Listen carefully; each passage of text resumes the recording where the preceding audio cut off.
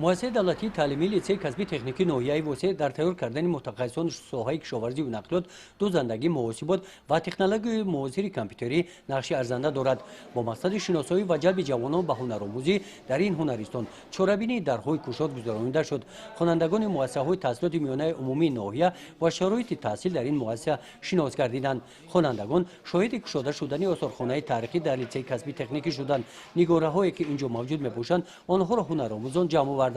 سخ ادرس بافی باشد سالی سوم باز فعالیت دارد. اینجا دختران هنر ادرس بافی را می‌آموزند. این کورس‌ها مسئول مهنتی دستی دختران لیسه میباشند. کتابخانه لیسه کسبی تکنیکی دارای خزینه کتابی بیش از 6000 ادبیات‌های گوناگون و مطبوعات دوری میباشد. امسال از تعمیر کاپیتالی برآورده شده است. در تالار کتابخانه برای خوانندگان شرایط‌های خوب مهیا کرده شده است.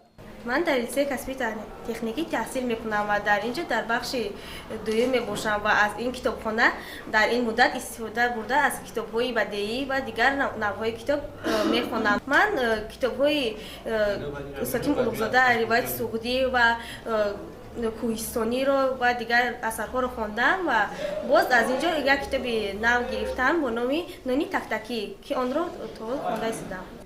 در حقیقت کتاب دوستی بهترین انسان است. وقتی که به اینجا می آیم دیگر تنهاییم را حس نمی کنم. کتاب به آدم و انسان یک روحیه بلند می دهد.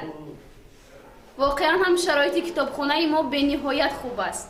در لیسه کسبی تکنیکی عین زمان هنرآموزان از روی 7 اختصاص مشغول کسب آموزی میباشند. سیمخانه‌ها، کشاد و برهوا با همه اشیا و واسطه‌های تعلیمی مجهز گردانیده شدند. در سال تحصیل امسال 27 نفر استاد تعلیمی استحصالی، 37 نفر معلمان فن‌های تعلیمی، 18 نفر آموزگاران فن‌های تکنیکی و 450 نفر نوسان و جوانان از شهر و ناحیه‌های جمهوری درس میگویند.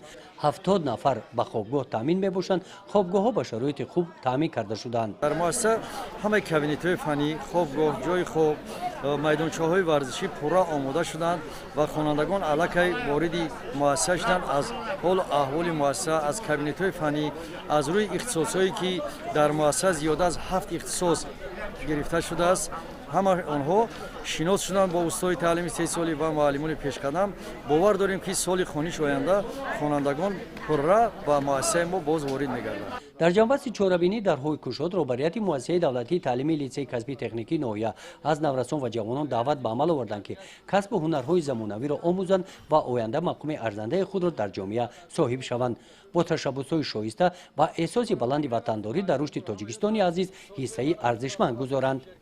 گزارش خواجه نظریف خدای نظر ظهوروف از ناحیه واسه برای برنامه اطلاعاتی نوید.